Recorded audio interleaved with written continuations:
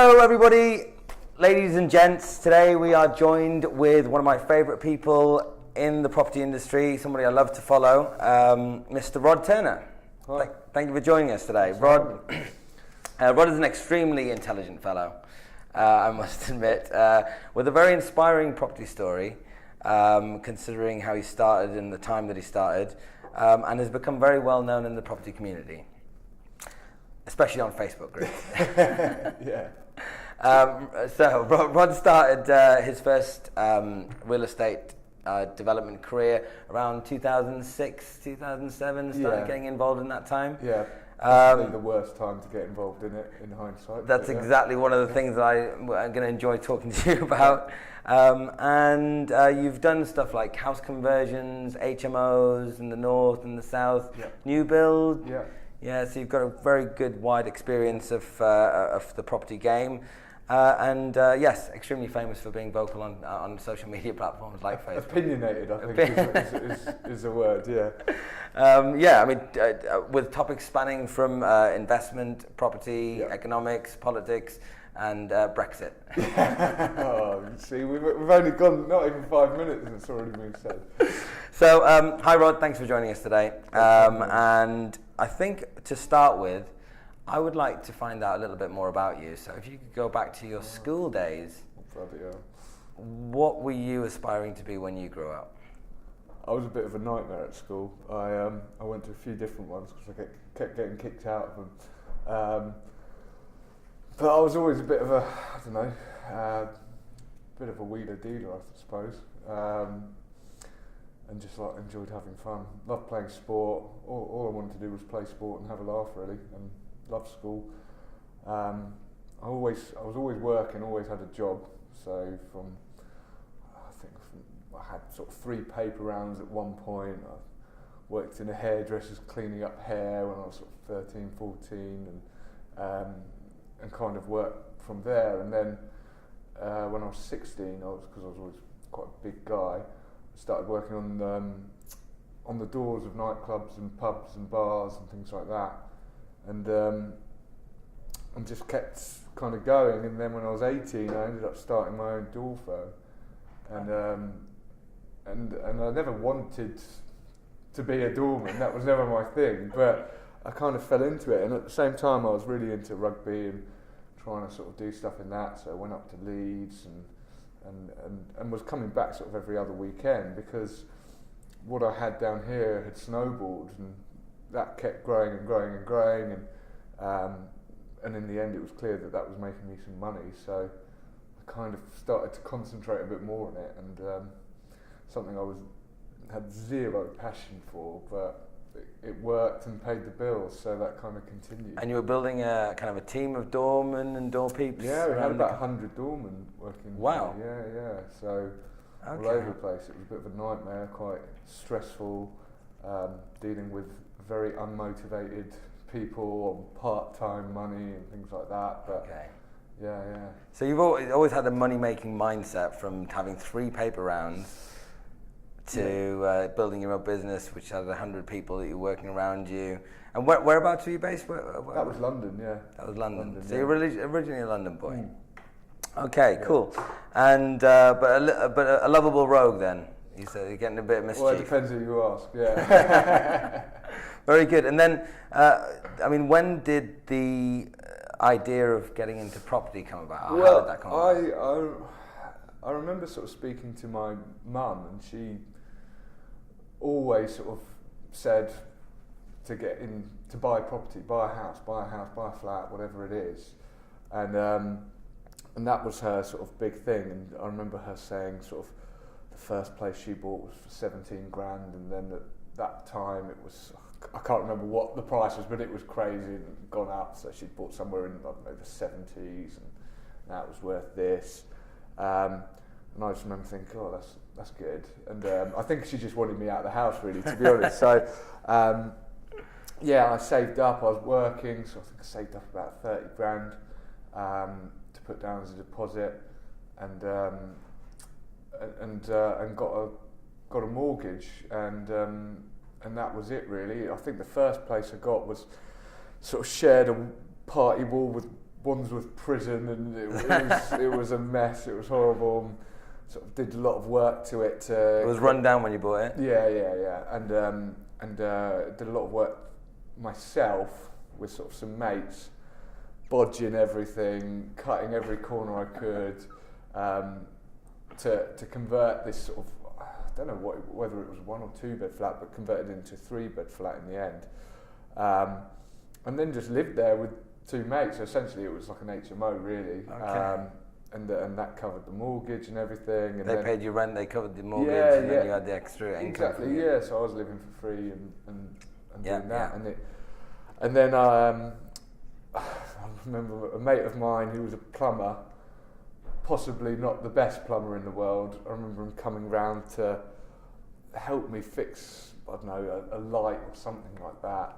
And he was quite a big lad, and he stood on the sink, and the sink just crumbled underneath him, flooded the whole place and things like that, and that never really got fully fixed. So it was like, oh god, and decided to sell that. And then it was like, oh, actually, when I looked at the prices I could get, right, I was like, oh, I've made some money here. So the market had moved in your favour. You'd added some value on top. I'd added value, I think, was the key bit, and then and also the market had gone up a bit, and obviously I mean, things like gearing and using mortgages and all that sort of stuff hadn't really crossed my mind. I was fortunate to buy something in a time when the market was good and had added a bit of value. So it was kind of that, and I saw, oh right, that was quite powerful to me, and then just wanted to continue doing that really. So that was your first development deal? Well, I don't know if I'd call that a development deal, but yeah, it was. I mean, one of the big things I did was just utilising sort of primary residence relief and things like that. So, I mean, obviously, you can't go into it as a trade because HMRC will come after you. But I mean, I suppose when I was younger, I sailed about as close to the wind as you could on that front, and it was just making big capital pots. So it was moving to the next place, but buy at auction and sort of camp out in the place. I remember one family of foxes in there, and there was no back wall to the entire building and things like that. So, wow, and you bought that one at auction? Yeah, I bought quite a lot at auction, yeah. So the first one that you bought, that you mentioned, the flat next to Wandsworth Prison, what year was that? God, I think that was about 2006. So that was 2000. It would have been 2006 then, when I decided, right, I'm going to do this as some sort of money-making exercise. That was about 2007, probably, I don't know, 5 months before property all crashed. And I thought, this is easy, it's fine, yeah, crack on. And right at the top of the market, Lehman Brothers are going down, but it'll be fine. Yeah, I thought I'd do the same thing. And but again, there I was fortunate still, because it was in London, and although things crashed, I wasn't doing a big development of 30 flats at the time. I was doing a small thing where I was creating sort of, I don't know, an extra bedroom, things like that on places. And I was adding value, and there was still a demand, really. It was still, I suppose, first time buyer stuff, really, at that point. Yeah. And although the market did drop quite a bit, I came out of it okay. I don't even think I lost anything. I don't think I made much. Yeah. And in terms of starting at that time, what was your first bigger development in terms of like where you thought, oh, I'm actually like stepping into this property industry properly, and then it's a rough time around 2008, 2009? Yeah, I think it would have been one of the ones at auction. So I started. I mean, I remember at one point a house I did in Battersea, and I thought, right, okay, I'm enjoying this. This is what I kind of want to do, and I did quite well from that one. I can't remember the figures, but I remember buying it for around $500,000, and we sold it for about $1 million. Wow. And did a lot of work to it as well. I'll be guessing at the figures on that, but it worked out well, and it was a high-end, nice house in a really nice part of town. And I thought, this is really enjoyable. I like this, but it was at a time when actually I I couldn't then do that again because of how the market for those higher end houses had gone, and it just wasn't going to work. So I had to then start looking at other bits and pieces, and that's where I got more the structuring of deals and things like that, and more creative kind of structuring of finance and deals and I still wasn't switched on finance at that point. It was more the structure of the deal that I was quite good with, and the finance part, which I'm fairly good at the finance bit, and that came quite a bit later, I think. So when you say the structure of the deal, for some people that may or may not know what you mean by that, what's a little bit more specific? Okay, it was structuring how I purchased. So it was, instead of going, right, I'm going to buy it, here's the money, it was things like lease options, it was assisted sales, it was. So there was one with a commercial property where we restructured the lease to increase the value, things like that.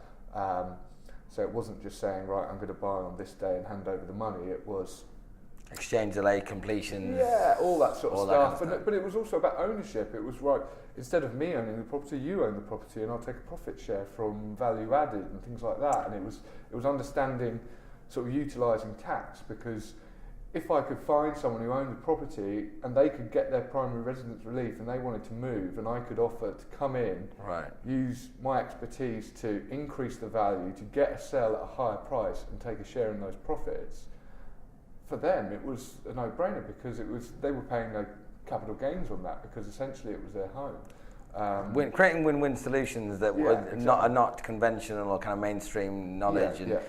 How do you navigate through that? Because there's a lot of people that want to do stuff like assisted sales. There's two sides of it. One is the part of the puzzle, which is always a little bit hard to get for me and for other people, is trying to educate a seller that this is a win-win situation, as well as what about the legal side of it? Because some people are like, I'm going to apply 30, 40, 50 grand into somebody else's house. Yeah, I mean, there's always going to be an element of risk, but any decision you make when it's to do with investment, development, whatever, any decision you make where you're going to put some money in or some effort, you've got to balance it, and you've got to balance it with reward versus risk and effort. Correct. And that goes for anything you do, really. But going back to kind of when was the right time to do these things, and how do you deal with sort of vendors and things like that, totally depends on the market and where you are. So, I mean, things like assisted sales wouldn't really work that well in certain parts of London during that time, because people held sort of lots of equity in their homes. They were a bit more financially savvy, maybe, because of having that equity. But then it might work really well in Manchester or parts of Wales and things like that. So as the market kind of does that, different things work at different times in different locations. So this whole thing of going, I'm going to just do this one strategy or whatever you want to call it, to me doesn't make sense, because the market dictates what you do, in my mind, and what's going on in the market creates opportunities, whether it's down or up. And so over the past 8 years, I mean, trying to get an assisted sale or a lease option and things like that in parts of sort of southwest London where I was mostly operating, just didn't really stand much of a chance. Whereas actually now it could be quite a good time to get in there when there's a lot of stagnation and things like that. Whereas other parts of the country where maybe property prices haven't gone up since 2007, I mean, that is a real great opportunity to be doing those more creative deals. If you can sort of say to someone, look, you're asking, I don't know, £1 million for this property, how about I give you 1.1, but I'm going to do it in 5 years' time, and I've got the option of doing it, and if I can lease that property and then rent it out and make more money, then it takes away all risk. Yeah, it's going to be a bit more effort, but it depends on what you want, doesn't it? So when you mentioned that you started doing these things back kind of like, let's say 2008, 2009, 10, are you still looking at these 10 years on? Are you still, I look at anything really. I look at opportunity and see how to structure it. It's looking at where, essentially, it's business, isn't it? And you're in business to make money and increase and grow. And so it's where are the opportunities in the market now? And that's why I stopped doing stuff in London in 2015, because I felt that there were no longer opportunities, or actually felt the risk outweighed the reward. And so that's when I started looking at other areas of England, really. And before we go on to kind of that move up north, because I know a lot of people are talking about things like lease options and assisted sales, and a lot of people are standing on the sidelines, or they're not confident enough to do them, and the risk reward that you mentioned, what sort of return? Risk effort reward. Risk effort reward. Yeah, because effort's a big thing. There's no point in putting a load of effort in if you're really not going to be paid as much. You might as well just go and get a job.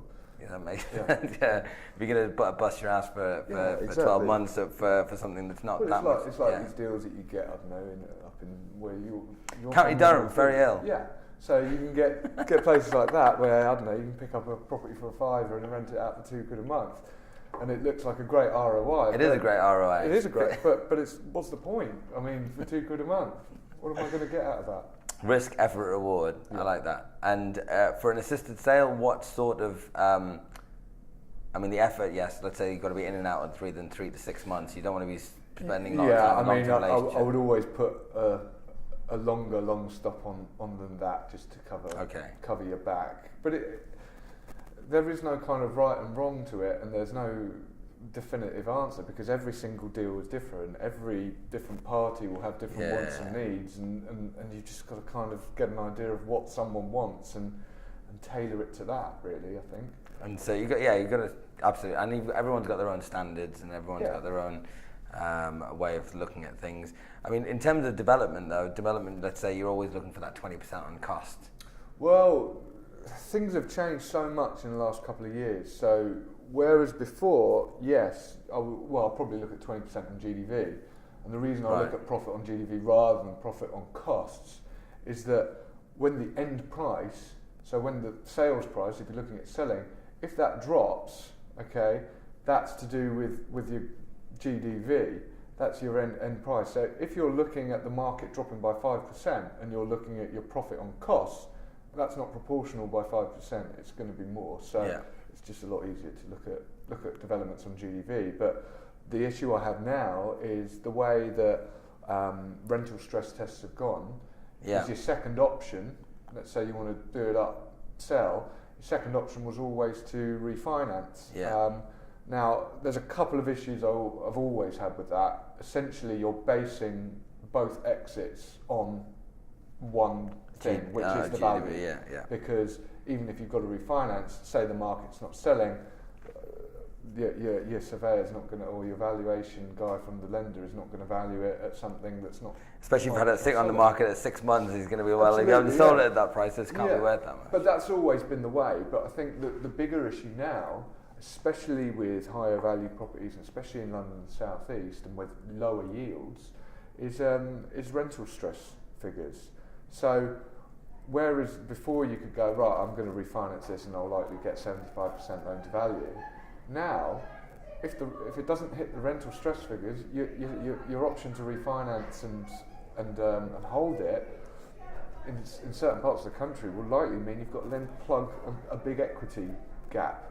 And I think that is, well, I know that's where a lot of people are coming unstuck at the moment. And over the last few weeks, I've had a few conversations with people who have got themselves into sticky situations because their product is not selling at what they need it to sell, and their option is then to refinance, but then they can't pull out that money, and so they've then got to find equity to put into this deal, which obviously is tricky, isn't it?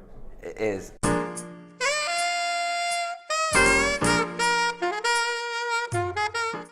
So you've been travelling up and down the country. When did that start? 2015. 2015. You're mentioning that London wasn't giving you the kind of rewards that you... It wasn't that it wasn't giving me the rewards, it was that I was panicking that London was overcooked and it was going to topple. And so I wanted to look at where I thought had growth. Yeah. So it was looking at where I felt there was going to be capital growth, because I didn't feel that London was going to get it. A lot of people look up north because they look at two things, which is the higher yields and the lower entry points. Were those attractive to you as well, or was it just because you thought the growth long term? It was the growth. It was the growth I was looking for, because that acts as a buffer to making mistakes. So, and you always make mistakes in property. So, I wanted that. That was key. The high yields and things like that. Again, it comes back to your risk, reward, and effort, and I think that with higher yields comes a lot more risk normally, and a lot more effort on the whole,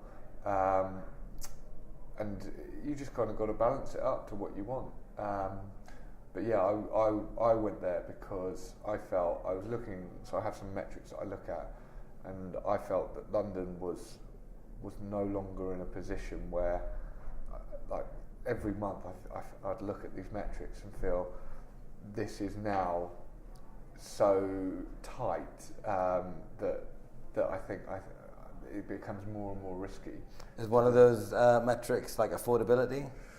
Yeah, so affordability is one of the major ones really, which is but then I split that into two separate types of affordability. So you've got the upfront affordability, which will be things like your deposit, because when people talk about affordability and they always say house prices are X times a salary, it's non-applicable, because no one buys houses for cash. Right. Well, some do if they're fortunate, but I mean the majority of end users don't buy for cash. So looking at that is not a good metric in my mind. What I like to look at is the upfront costs, so things like the deposit, stamp duty, solicitors' fees that go in your upfront, and look at that as a multiple maybe of annual salary. So that's really useful, because that changes a lot. Yeah. I mean, depending on what's going on, depending on what the government are doing and things like that. You can have like 5% deposits at the moment with Help to Buy. So exactly. It makes a major difference. And then the other one is about servicing costs. So it's looking at how much it's going to cost per month in relation to someone's salary. So as a percentage of someone's salary. So if someone's is paying 30% of their salary a month on paying their mortgage or mortgage costs, or someone else might be paying 60% of their monthly salary on that. I mean, the 60% one, there's not much further they can go, is there? Because they've still got to buy food and live. So I think almost that second one is almost more important because of the way people buy houses now. And things like, obviously, interest rates, inflation are all covered in that metric, as well as one of the big things that's happened recently is obviously interest rates coming down, and being very low for a long period of time, but also mortgage terms have increased. So whereas you used to have a term of, I don't know, 20 years repayment loan, now first-time buyers are getting 40-year terms. So that stretches that out and means that your monthly servicing cost won't be as much. Makes it affordable, but may not seem the right way of looking at it. But it's more affordable, bottom line. But in terms of when you went up north, predominantly your strategy was to buy and sell. You'd never held on to anything? I'd never held property then. I'd always sort of bought and sold. And I wasn't really interested in holding property. I didn't want to deal with tenants and things like that. But where I was buying and selling, it had worked great in that market, because the market allowed me to sort of take opportunities. But because the market had changed a bit, and I was now sort of thinking, okay, I've got, I can't remember what, I was getting married and things like that. So I was like, okay, I should probably start looking at, rather than just going over big capital pots, to have like regular income streams and things like that. So it was really to dip my toe in, and the reason I chose where I chose, so I chose Salford to be like the first place I'd dip my toe in that wasn't London. Knowing you, a lot of research went into that final destination. Yeah, well, not a huge amount, but basic stuff. Like for me, it was where I look at, if I'm looking at capital growth, I'm looking at where where is the population's wage going to increase and going to increase quicker? So what's going to make someone's wage increase, or the average wage increase? Well, it'll be things like more jobs being created, certain industries sort of coming to the area. So demand coming up, basically. Yeah. So I looked at the government and where they were spending huge amounts on infrastructure. So I worked out that really, in a city, in a sort of a big city, you need a minimum of 800 million for it to make a dent on actually some of these figures and growth and things like that on the infrastructure, and then obviously looking at sort of the job creation and all that stuff, and it was Media City that was just had money being ploughed into it, and it was going into all sorts of stuff, not just jobs but a lot of the infrastructure and things like that, and that's what appealed to me. So started going up there, and I mean, didn't do anything particularly exciting up there, but it was dipping my toe into. Do you mind me asking what you did? Yeah, so I got some HMOs, and then mostly sort of houses to flats. So my houses split them into flats, or some commercial to That's flats. interesting. A lot of people tell me that all the houses have been converted into flats. Have you found the same thing, or all the houses, all the big houses, like in London, you look around all these big, beautiful Victorian houses. A lot of them in London. But perhaps not the same around the rest of the country yet? I think there have been.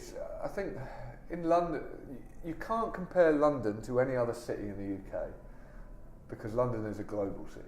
You've got to compare London to New York and Sydney and places like that. So that's where people can sometimes come unstuck, and it's quite tricky if you start comparing sort of London to Manchester, London to Birmingham, things like that. Yeah, exactly.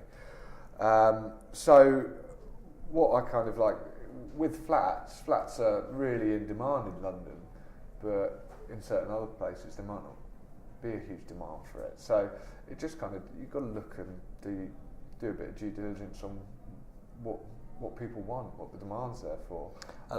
Some people talk about the whole investing locally, getting your local knowledge, especially if you're doing developments and knowing your local planning and everything. And then some people say that that's the best way to go. Others say, well, you invest where there's growth, where there's future potential, where there's infrastructure changes and investment. One of the major things is the whole travelling thing. How do you kind of justify that in your mind? I mean, it's not easy. Again, goes back to reward versus risk and effort. And right. obviously, it's you're going to be putting in more effort. Yeah. And it's balancing that up and just thinking, well, is the reward worth it? Right. And for me, at the time, it was my option is to do that, or to stick in London, which I felt the reward versus risk and effort, actually the risk was so high that it wasn't worth it. So to continue doing stuff, and that's why I'm not a big fan of people who say you just got to stick in one area and things like that, because it can work, but I want the market to dictate where I go, and that's going to show me the opportunities. And I mean, I'm sure I'll look at other places. So what a lot of people, because we're in the information age, so you've got so much different information from books and YouTube channels and podcasts and everything coming at you from different angles. Some people say focus on your own patch, know it inside out. Some people and the scattergun approach. I mean, there's no right and wrong answer. It's totally subjective as to what the person wants, but it's looking at where there's opportunities and then balancing that reward versus the risk and effort. For me, that's kind of the basis of every decision I make. Is it worth the stress and the risk, and is it worth the stress of the effort?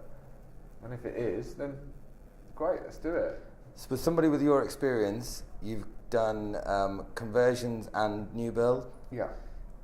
Again, out there's different schools of thought. Some people say conversions are better. Some people say new build's better in terms of the effort. It totally depends on what the specific thing is. I mean, what the specific project is. Obviously, on a new build, you've got that sort of, you've got the planning phase and things like that, which essentially you'll probably have on the conversion. It just depends where you're coming into the deal. Obviously, you've got the underground stuff is always a problem, but above ground is pretty easy for a new build. So which would you prefer if you had a choice of just doing one or the other for the rest of your life? I don't know. I can't answer. It's a tough question. I enjoy new builds once. If I could just buy land sites that had already had the groundworks done, then yeah, that's what I'd like. Because is that the biggest unknown? People do talk about soil tests and stuff, and I've heard of some horror stories where they've done some soil tests, and yeah, those come up with a green. Well, I think let's imagine that you've already got planning. Then yeah, it's what's underground. Above ground's fairly easy. You know, I'm a big fan of sort of modular stuff too. So yeah, I think that's the way things are going. Okay, and in terms of your first new build development deal, how did that come about? Because I think that's the aspiration that a lot of people have from going from doing your one bedroom flat to doing a new build, and that's where they feel like, really, I'm a developer now. I mean, how was that journey? I mean, with that, I mean, I'm not doing a lot of new build stuff now, because a lot of the stuff I'm doing at the moment, like I said, is up in sort of Manchester, and I'm finding the end product values are not high enough to warrant the build costs. So a lot of what I'm doing is the conversions up there. But new builds are great, and it's good fun. You're creating sort of new buildings, and it's just about it's. I mean, the ones I've done have been fairly simple, to be honest. It's been land already with planning, and it's just a case of cracking on. Yeah. And that was at a time when the market was pretty good. It's in your favour, so yeah, it covers exactly. up any kind of So it's a lot easier to do. Now, I mean, for the last 4 years, I'd say, it's been very tough to find those land deals that stack up, that already have planning. So really you want to be going in and utilising, getting the planning, because that's where you're going to add more value. Otherwise you're competing with a lot of other sort of builders that are probably going to do it a lot cheaper. And in terms of the skill set, because there's quite a high level of skill in getting that planning, and you've got there's always the two things, architect or planning consultant. Which do you find more valuable? Well, they're two completely different things. So a planning consultant or a planning barrister is essentially there to look at the laws and the rules around it and tell you what you can legally do. And an architect is a designer, and they're there to then say, okay, well, we've got this information from the planning consultant, this is what we can legally do or get away with, or whatever you want to say. And then you go to the architect and go, right, here's the vision, create it for me. Right. And so you need both. Yeah. You need both at equal measures. So one other part of the development that is always a big topic of discussion and debate is the build costs. Mm-hmm. So this is what I was told a few years ago: £150 for a new build per square foot, £220 for a basement. Is that relevant, valid? Is that a fair rule of thumb? Do you use rule of thumb? Because everything's different. So let's say you use price per square metre, okay, and you've got 1,000 metres in a building of floor space that you're converting, and let's say, for argument's sake, you use one of 2,000 quid per square metre or something like that. What you're doing is you're not looking at what actually you're creating. So if in that 1,000 square metres you could be creating 50 flats, each with a kitchen and a bathroom, or you could creating 10 flats, each with a kitchen and a bathroom, but bigger. And so your build costs are going to be very different depending on that, because you're going to have all the associated costs. So it's just one of those things that's how long's a piece of string. You've got to go and look at what the build is, you've got to look at the existing and proposed drawings, and then get someone to calculate it up, a surveyor. I think it's, sure you can do sort of back of the fag packet numbers and stuff, but it's never going to be that accurate. Yeah. And then someone with experience, you could probably do those numbers a little bit easier. But and then you can look, okay, I've got to take the services from here to there. But somebody that hasn't done it, they're going to maybe need to pay somebody like a quantity surveyor. Yeah, absolutely. It's money well spent.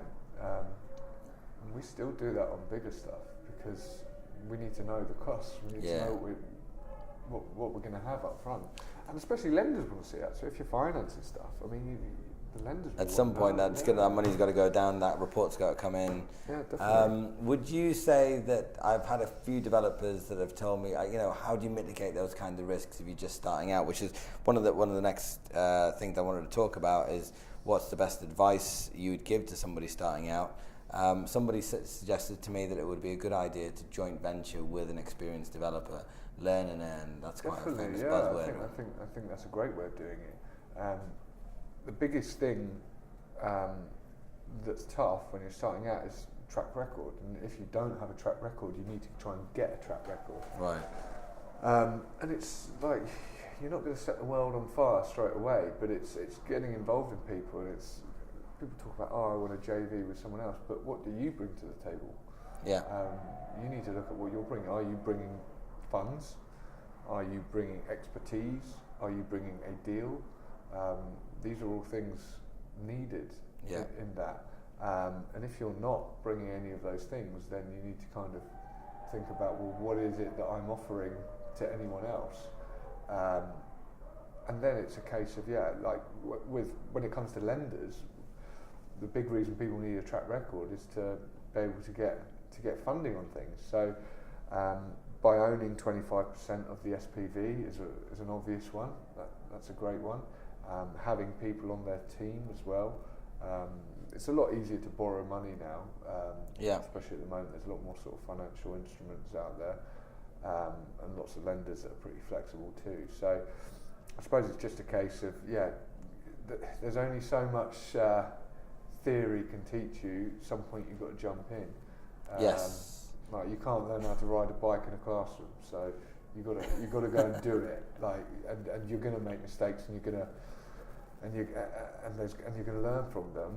Which is why start small, because if you're going to be out by 10%, rather be out by 10% on a £100,000 project than on £1 million project, because it's going to hurt you less. Absolutely. And that's how you can learn. Yeah, I think starting small as well is a good way. Is kind of getting your first one-bedroom flat, doing a full refurb on it, doing the rewiring on it. Perhaps is a good way. Absolutely, and I think just getting something and changing a kitchen and bathroom and adding value that way is great. But it's all down to the individual and what they want, and it's what they've got to lose, what they've got to risk, and things like that. Their risk appetite, If you've got nothing to lose, then crack on. But the problem is, it's like I hear stories of people wanting to do sort of £10 million deals off the bat. Well, one, how are you going to get a PG, sign a PG for that if you wanting to take on senior debt and it's your first ever one? And if you're going to partner with people, then what are you bringing to the table? So you get a lot of these coaches and these people out there, these gurus, and 10x. You've got to basically go big. One of the biggest regrets is not going bigger sooner. Do you buy into any of that? Yeah, I do, but I mean, it just comes back to what you're risking versus the reward, and you've got to be realistic. Like if you're looking at partnering with people and you're looking at this is something that you're doing. I mean, I'm certainly not as experienced as I'd like to be, but I've done a few bits and bobs in property, and I make mistakes all the time. On every single build, there will be mistakes, and that's why you have contingency. Yeah. But it's understanding that, and you just want to mitigate it. And when you're starting out, obviously you're going to make more mistakes. I think having spent enough time with developers, they all end up saying pretty much the same thing, that every development they're still learning, no matter how many experience, 20, 25 years experience. And you've just got to, and there's no one shoe size fits all. You've got to, everyone individual with a risk appetite, so I think that's one of the bigger takeaways that certainly I've had being in the property industry, and certainly from the conversation having this with you, being experienced. Now, in terms of a topic that both you and I, as well as a lot of people across the country, have discussed, is the market, the economy. Where's it going in the next 5-10 years? God knows. I mean, we're at a point where literally no one could. It's very hard to answer that. If you find the answer, tell me. But I think you've got to look at your smaller smaller market. So when people talk about the property market in the UK, it's again, you've got to look at different areas and the property market for what? For what type of property? For residential, commercial, for 1-bed flats in city centres, or 3-bed semis and 10-bed mansions. Yeah, exactly. And you've got to kind of drill down to those bits of things. So things like stamp duty, I think, have just been a massive issue for London and the South East and higher value homes. And I think that's what's led to transactions and a lot of issues. Obviously, like everyone's talking about Brexit at the moment. I don't think B word. I was holding back on that. I don't think that's had as big. I mean, it's impacting things now, certainly, but over the last 2 years in London, where property prices have fallen a fair bit, I don't think that's due to Brexit. I think that's due to natural stamp duty. Isn't that just a general market correction anyway, as well, in some way? Yeah, it's a general market, but there's always going to be a trigger. Exactly. Yeah. So this is just the catalyst. This is the trigger. Exactly. Yeah. On this occasion. Yeah. So, in not knowing it, and not knowing where the future might be going, well, I think you got to look at probabilities of things happening, and what are the chances of those things happening, and what do you do to mitigate against that? So, I mean, one of the things is like, right, looking at a no-deal scenario or a deal scenario. Well, what implications are each of those going to have, and just go down the sort of flow chart of different options that could potentially affect you. Yeah. Things like inflation is a big one. Yeah. Facebook. Yeah. Social media marketing, networking. Your net worth is your network is your net worth. Have you found it useful getting out there, meeting people? Do you find that it's quite time consuming? Massively time consuming, but that's all my own fault. So I'm terrible with technology, and I didn't start going on Facebook probably until about 20, like into all the property stuff and using it actually on those forums. Probably only the last couple of years, really. I never realised that sort of thing was out there. Is it like a drug? Of course it is. And I like a good argument. I like a debate. So I'll have a good debate with people. But also it's really useful. So I'm not big on sort of management and things like that. And that's where they've been really, really helpful, because it's asking questions on certain things. And it's great for that.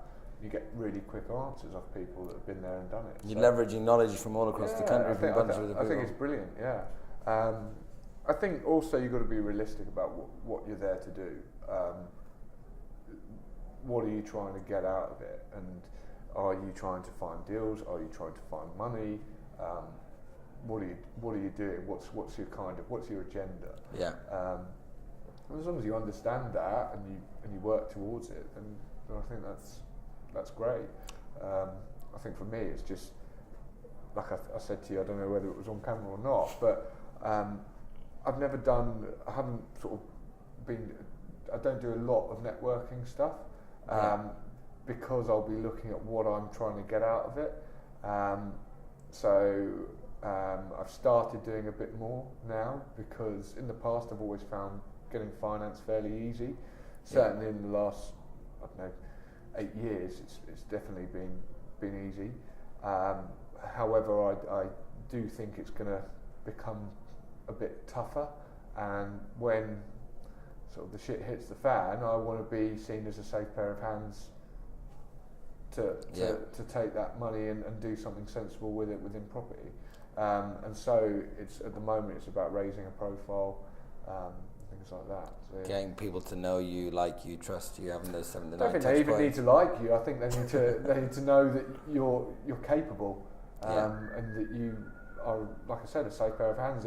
If it's that you're getting, you're trying to take investment, which obviously is a massive part of property. It's you're either finding deals or you're finding money to fund those deals, and they're the two main things that take up your time. That's the most common factor that I always come across is, have you got enough opportunities or money, and where's the balance and the net? Well, I always think like it's the deals. Once you've got a good deal, you should be able to finance it, especially in like today's world. And if you can't finance it, is it really a good deal? Yeah. And the answer to that might be no. But then again, it comes down to like risk and things like that, and how you're financing stuff. And at the moment, I think debt is a bit more risky. So I'm looking at taking on less debt.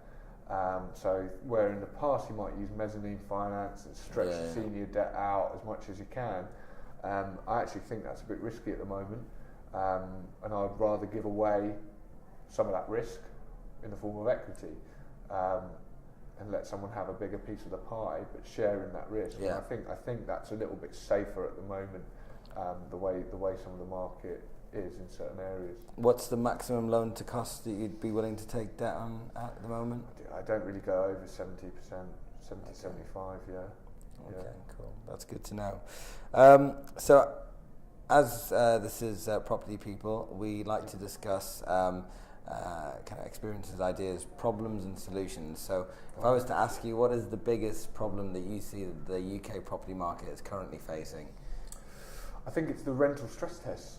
I think you're going to see a lot of developers, especially in London and the South East, and I'm already kind of seeing it, but I don't think it's quite got out to the main sort of public domain yet, that they are finding that because they can't sell at what they previously wanted to, and now with the rental stress test they can no longer hold and refinance, they're coming unstuck.